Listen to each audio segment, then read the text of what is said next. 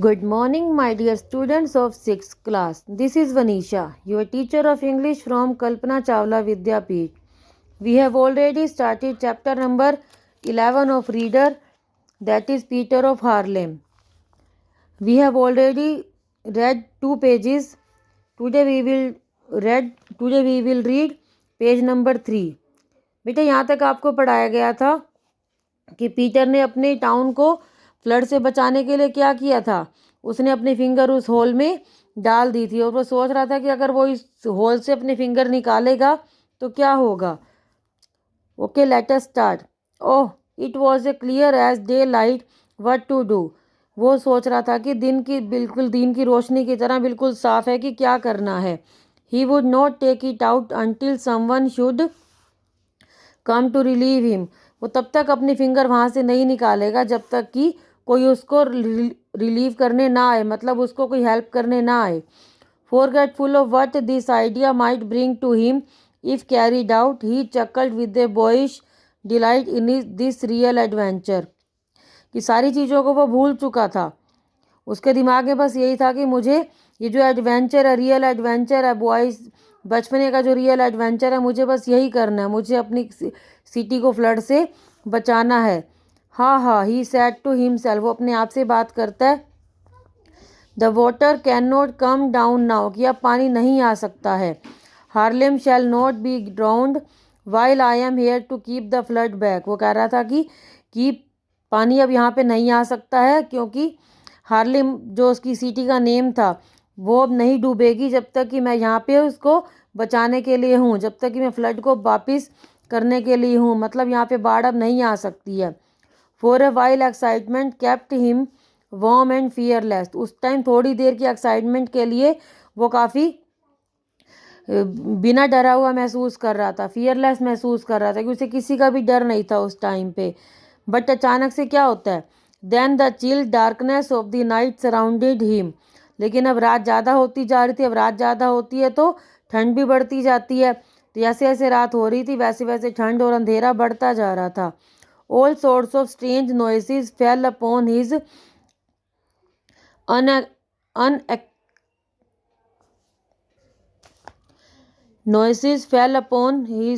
unaccustomed ears। लेकिन अब उसको तरह तरह की जो आवाज़ें थी उसके कानों को अच्छी भी नहीं लग रही थी, वो आवाज़ें उसके आ रही थी। He seem to see giants and demons lurking near. उसको ऐसे लग रहा था जियांट्स या परछाइयाँ डरावनी, उसको ये लग रहा था कि जियांट्स बड़े बड़े राक्षस और डरावनी सी आवाज़ें, डरावनी सी चीज़ें उसके आसपास घूम रही हैं। Ready to pounce upon him and kill him, जो कि उसके ऊपर अटैक करके उसको किल कर देंगी। Although he was a sturdy lad tears came at last. वो फिर भी बहुत बहादुर था। स्टडी लैड का मतलब बहुत स्ट्रोंग था, बहुत ब्रेव था। फिर भी उसकी आंखों से लास्ट में आंसू आ गए थे। He could no longer keep back thoughts of his comfortable bed at home। क्या उसके दिमाग में कंफर्टेबल जो थॉट्स थे वो नहीं आ रहे थे, जैसे कि वो घर पे बिल्कुल आराम से बेड पे सोता था, ये विचार उसके मन में अब नहीं थे। He could no of the parents who might be even then worrying about his safety। वो सिर्फ ये सोच रहा था कि उसके पेरेंट्स उसकी सेफ्टी के बारे में परेशान हो रहे होंगे, चिंता कर रहे होंगे। However, as he had stayed in night with the old man once before, his parents had probably gone to sleep without worrying too much। वो ये सोच रहा था कि अगर वो ओल्ड ब्लाइंड मैन के पास होता तो उसके पेरेंट्स कोई भी चिंता नहीं करते उसके लिए। And Peter was out in dark night alone. लेकिन पीटर रात के अंधेरे में अकेला था। इन सच मिजरी एंड पेन, उस वाली दर्द में। द पेन ग्रीव ग्रेटर, उसका दर्द बढ़ता जा रहा था।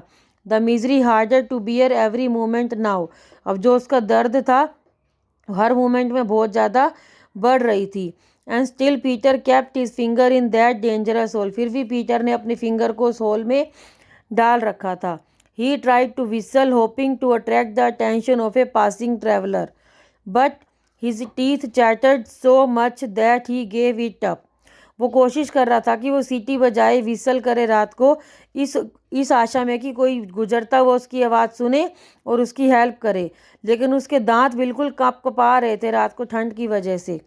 Suddenly he remembered what he had been taught at his mother's knee and prayed to the great God who could control the surging sea and protect a boy who was doing his best.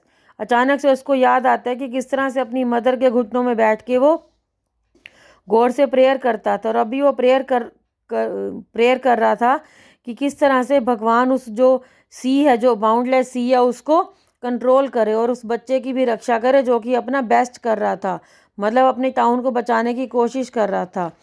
If he ever prayed with his whole heart, अगर वो पूरे दिल से भगवान की prayer करता है।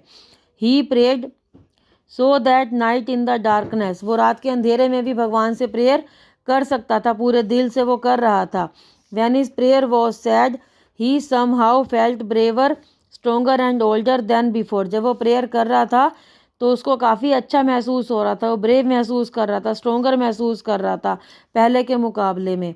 And in his heart he said I will not take it out till someone comes, I will stay till morning, और वो दिल से जब प्रेयर कर रहा था तो कह रहा था कि मैं जब तक अपनी फिंगर यहाँ से नहीं निकालूंगा जब तक कि सुबह तक यहाँ पे कोई आ ना जाए।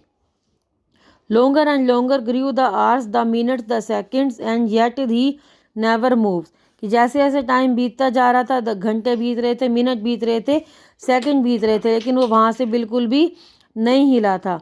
There were strange noises in his head, his thoughts were confused pictures of playmates of events long ago forgotten dance before his eyes. अब जो पहले सारे विचार वो भूल बैठा था, अब वो सभी विचार उसके मन में वापस आ रहे थे उसकी आंखों के आगे। अब उसके विचारों में कन्फ्यूज़न थी, उसको अपने जो जिनके साथ वो खेलता था प्लेमेट्स, उनकी पिक्चर्स नज़र आ रही थी जिनको वो पहले भूल बैठा था, वो उसकी आंखों के आगे अब सब कुछ नज़ारा पहले की तरह आ रहा था। He was not sure if he could draw his finger out of the hole even if he wish to do so, वो ऐसा करना चाहता था, फिंगर बाहर निकालना चाहता था, लेकिन वो ऐसा नहीं कर सकता था। इट फेल्ट सो स्ट्रेंजली नम, ये उसको काफ़ी अजीब लग रहा था कि मैं जो चाहता हूँ वो नहीं कर पा रहा हूँ। Why did it feel like knives were cutting and pins pricking him from head to foot? उसको ऐसे लग रहा था कि वो ऐसा महसूस कर रहा था कि जैसे किसी ने उसको नाइफ से कट कर दिया गया हो और उसको शरीर में उसको पिंस चुभ रही हो, हेड से लेके फुट तक। What would happen if no one ever found him, no one ever came to help? अब वो सोच रहा था कि क्या होगा अगर किसी ने भी उसको नहीं ढूंढा और किसी ने भी उसकी हेल्प नहीं की। At last the rose and the silver of the dawn flush the sky, लेकिन अचानक से क्या होता है कि दिन निकलने लग जाता है और सुबह सुनहरी जो धूप होती है वो निकलने लग जाती है। Day had come and along that lonesome road came the first traveller in all the hours of Peter's vigil, जैसे जैसे दिन निकल आया था और उसको अब अकेली रोड पे, सुनसान रोड पे पहला यात्री आता दिखाई दिया, उसकी नज़र में पहला यात्री आया घंटों बाद। A priest whose night had been spent by the bedside of a sick person was hurrying homeward on the path beside the dike. एक पुजारी उसको नजर आया जो कि रात को एक बीमार आदमी के साथ था, जिसको अपने घर जाने की बहुत जल्दी थी और वो डाइक के पास से गुजर रहा था। He heard a groan, a feeble sound of someone in lot of pain. उसको दर्द में उस आदमी की, पुजारी की आवाज़ सुनाई दी। Turning he glanced first here and there and looked up. तो पुजारी ने इधर उधर देखा और ऊपर देख के उसको बोला, eight last he saw the child writhing in agony. Last में पुजारी ने देखा कि आवाज़ कहाँ से आ रही है, करहाने की, क्योंकि वो करहा रहा था दर्द के मारे। और पुजारी ने देखा और उसको कि कौन है ये बच्चा जो कि दर्द में यहाँ पे बैठा हुआ है। In a single bound the priest was beside him exclaiming in the name of wonder, boy what are you doing here. Priest उसको पूछता है वहाँ पे चिल्ला के कि तुम यहाँ पे क्या कर रहे हो। I am keeping the water from the running out sad Peter. Peter कहता है कि मैं पानी यहाँ से बाहर आने से रोक रहा हूँ। Oh can't you ask them to come quick. वो कहता है कि पीटर कि क्या तुम किसी को यहाँ हेल्प के लिए बुला सकते हो। एंड दे डिड, और उसने बुलाया और उन्होंने आके उसकी हेल्प की। The town of Haarlem, even Holland itself, had been saved, कि उस टाइम जो टाउन था हार्लेम का और होलैंड दोनों ही बच गए थे। Through the courage of a little boy who did his duty, बच्चे के साहस की वजह से जिसने अपनी ड्यूटी बहुत अच्छे तरीके से की थी। From that day to this there has not been a single child in Holland who has not heard the stirring story of Peter, whose name will never be forgotten. कि उस दिन से आज तक हॉलैंड में आज तक बच्चों को स्टोरी सुनाई जाती है। वहाँ पे ऐसा कोई भी नहीं होगा जिसने स्टोरी ना सुनी हो कि किस तरह से पीटर ने अपनी सिटी को डूबने से बचाया था, और उसका नाम वहाँ पे कभी भी कोई नहीं भूला आज तक भी। तो ये स्टोरी बेटा केट डिक्सन स्विट्जर ने लिखी थी, जो आपको मैंने समझाई है। Hope you understood. Thank you. Have a nice day. Bye bye.